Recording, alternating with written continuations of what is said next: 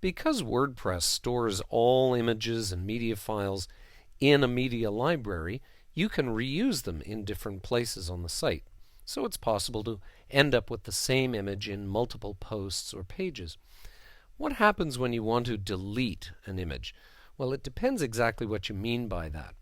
Let's take a look here at our site and see where we're using this image, for example. So there's one there, and then we're using it again here, and we're using it as well in this image gallery. So 3 different places we've got it. Let's go over to one of these, sample post 2, and we go to the image here. Now, if by deleting the image I mean I simply want to get rid of it here but not in either of the other 2 places, then I would just go like this and use my round delete symbol up here. And now it's gone from that post, but that's just one instance of it. It remains in the other posts. So for example, the Montego Bay Weekend gallery, it's still there. And then further up here, we've still got the image. Perfect. So we can see it's still in these posts. But let's say we want to get rid of the image completely. Let's say there's something wrong with it, or there's an updated image we want to use instead. So we actually want it out of WordPress entirely.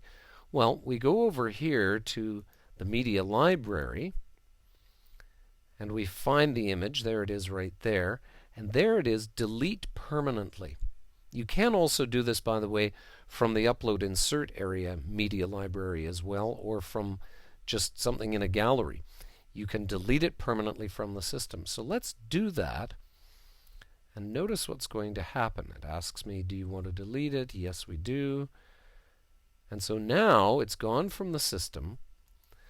Notice what happens over here when I refresh. Look at this. There's still a space in there, isn't there?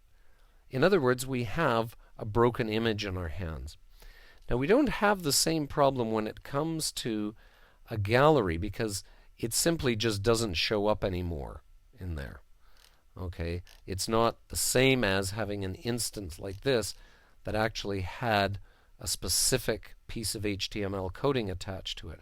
So let's go into that particular post, and what you have to do, and sometimes this is tough because you may not remember, and certainly the media library doesn't tell you every instance of where you've used something, but we have to go in here and we scroll down to, it was our second heading here, there's our space, you can see it, and you actually have to go into the HTML. That's the easiest way to do it, and there it is. You can see the image right there. Let's get rid of this now, completely delete it, do our update, and now when we refresh on here, we won't have our space anymore. Perfect. Our broken image is gone.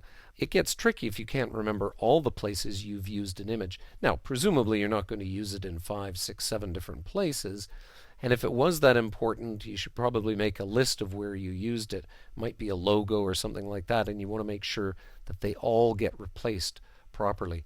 But that gives you some of the parameters you're dealing with when you're talking about deleting images that are used in multiple posts or pages.